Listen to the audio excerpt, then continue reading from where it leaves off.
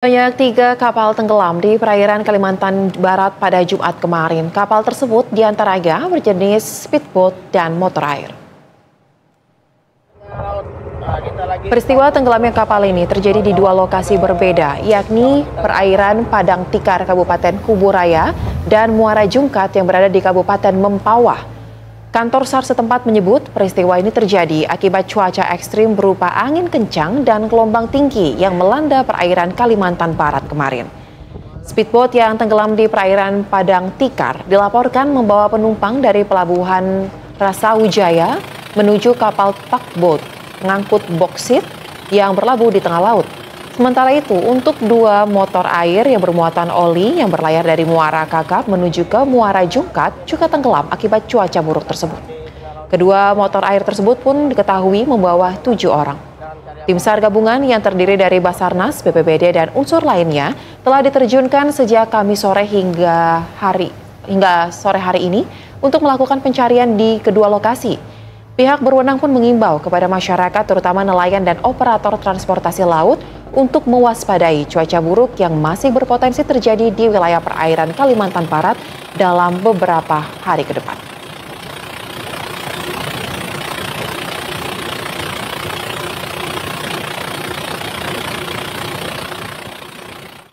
Dan untuk mengetahui informasi lebih lanjut, pemirsa, kita akan langsung berbincang dengan Bapak Imade Junetra, Kepala Kantor Pencarian dan Pertolongan Kelas A Pontianak, yang telah terhubung melalui sambungan virtual. Selamat sore, Pak Imade.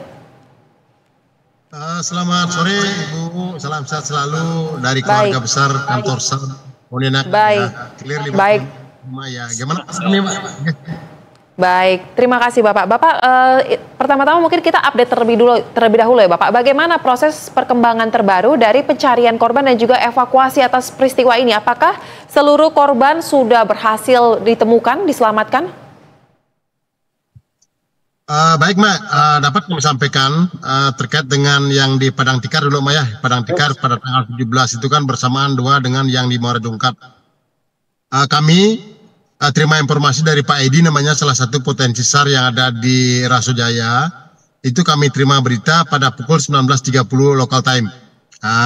Terima info bahwa telah terjadi kecelakaan kapal speedboat terbalik atau tenggelam di perairan Padang Tikar. Kami setelah gali informasi, namanya kalau di bahasa Prekonexcom itu betul. Selanjutnya pada pukul 19.49 itu kami berangkatkan tim rescue menggunakan 1 unit RIB menuju lokasi. Sudah. Kurang lebih kami tempuh 2 jam perjalanan menuju lokasi. Tetapi sebelumnya kami sudah melaksanakan koreksi dengan potensi yang ada, baik itu TNI Polri, masyarakat, BPBD, begitu juga owner kapal pada saat terjadi. Karena range waktunya kami, begitu kami dalam perjalanan, otomatis kami kan berangkatkan malam, tentunya kami akan mempertimbangkan keselamatan baik alut dan personil yang kami. Tapi tetap tujuan kami sasaran adalah ke sana. Karena waktu yang kami hitung 2 jam menuju lokasi, Mbak. Sampai di sana, tim yang kami berangkatkan berjumlah 5 orang. Itu kecepatan RIB kurang lebih 20-25 knots itu menuju lokasi. Sampai di sana melaksanakan koreksi awal dengan potensi yang ada. Dan selanjutnya, setelah kami gali informasi itu jumlah penumpang itu awalnya simpang siur. Artinya ada yang bilang 9, 12 dan sebagainya. Tetapi terakhir finalnya kami dapatkan informasi bahwa jumlah penumpang adalah 15. Yang 12 orang sudah diselamatkan diri atau menyelamatkan diri di atas dermal, yang 3 orang masih dalam pencarian. Nah, itu yang kami lakukan langkah awal pertama.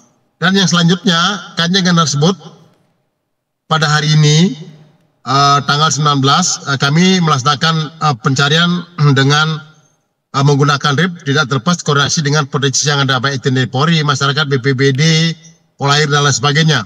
Saat ini, sampai kami hitung-hitungan kami itu kami sudah melaksanakan luas pencarian selama 1 hari ini. Luas pencarian adalah 70 nautical mile. Sampai sore ini kami mendapatkan informasi dari OSC, nanya on skin commander dari Pak Jumadi, begitu dengan tim hasil pencarian Mas Nil, Mbak. Itu yang di Padang Tikar.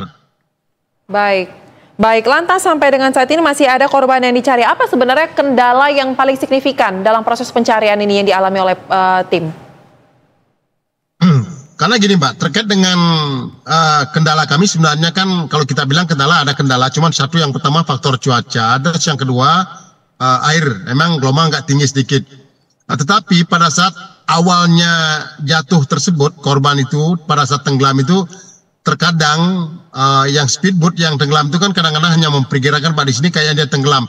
Tetapi setelah mereka kami melakukan observasi dan lain sebagainya, melihat dengan arus yang ada begitu kencangnya arus, otomatis bergesernya. Karena pada saat hitung-hitungan kami kalau di Basarnas, setelah dia dinyatakan hilang, itu radius nautical mile itu pasti kami cari, Mbak. Kami cari, lakukan dan koreksi dengan potensi yang ada. Sampai detik ini, dengan luas yang kami bilang tadi, 70 nautical mile, dengan bersama tim SAR gabungan, baik itu dari masyarakat, sampai sore ini, begitu dengan owner kapal, karena itu jalurnya jalur lintas dari Rasjaya menuju Padang Tikar dan menuju Teluk Batang itu kan ramai sekali. Dan kami sudah mengapelkan berita tersebut kepada seluruh unsur yang terlibat, baik itu mereka pas dalam perjalanan menuju dari Rasjaya Padang Tikar, begitu juga dengan Teluk Batang dan sebagainya.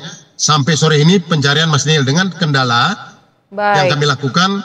Tentunya kami di Basarnas, kalau umpama ada hujan, angin kencang tuh kami pasti hentikan pencarian dulu karena kami juga menyebutkan keselamatan dalam personil. Mungkin itu, Mbak.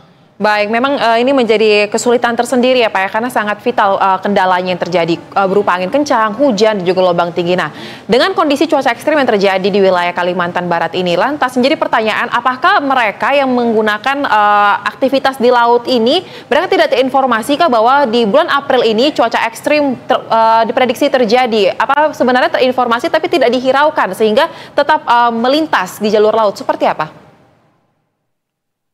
Kalau kita kan punya BMKG itu sudah sering menyampaikan update berita itu kepada seluruh mungkin potensi yang ada di Kalimantan Barat, yaitu para pejabat, Pemda setempat dan sebagainya, Mbak, itu sering disampaikan. Terkadang, mohon maaf sekali, diabaikan, seolah-olah diabaikan itu. Karena kebiasaan mereka pada saat melaksanakan penumpang, pada saat salah satunya pada saat siaga khusus Lebaran, kuota penumpang kapal speedboat yang kami sampaikan kepada owner kemarin itu sudah diabaikan, artinya bukan diabaikan, sudah didindahkan. Bahwasannya contoh speedboat yang berangkat dari Rasjaya menuju Teluk Batang itu kapasitas mereka 15 orang.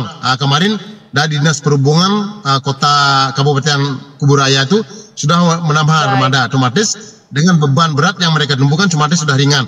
Terkait dengan imbauan dari BMKG, itu BMKG tiap jam itu pasti mengupdate berita dan sebagainya.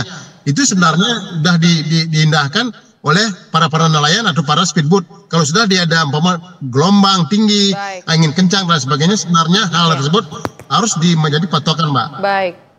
Baik, sudah diinformasikan tapi tidak dihiraukan ya sehingga peristiwa ini terjadi. Mungkin terakhir Bapak, sambil kita menunggu bagaimana update kelanjutan dari proses pencarian, boleh diupdate juga data terbaru terkait dengan berapa jumlah korban yang saat ini tengah menjalani rawat jalan dan kemudian apakah ada korban meninggal dalam peristiwa ini?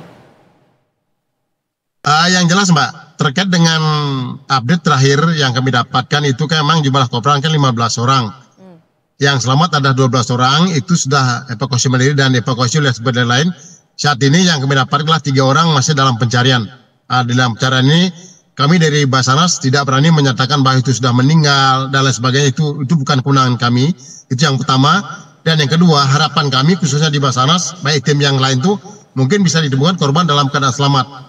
Tapi di dalam konteksnya kami, tim Basarnas dan tim SAR gabungan yang kami sebutkan itu, ada Basarnas, BPBD, TNI Polri, dan lain sebagainya, bagaimana berusaha secara maksimal untuk menemukan korban tersebut. Karena luas 70 nautical mile itu kan cuma seluas, apalagi besok. Karena pencarian kami sebelum ditemukan itu selama 7 hari, Mbak. Baik, akan dilakukan sampai dengan tenggat waktu 7 hari, besok masih dilanjutkan untuk mencari 3 orang yang sampai dengan saat ini dinyatakan masih hilang. Baik, kami akan nantikan Pak Made bagaimana proses pencarian dan kita harapkan situasi cuaca juga dapat kondusif agar membuahkan hasil ya proses pencarian oleh tim gabungan ini. Terima kasih Bapak Imade Junetra, Kakansar kelas A Pontianak telah berbagi informasi bersama kami di Berita Satu Sore. Salam sehat. Terima kasih, Mbak. Selamat sore.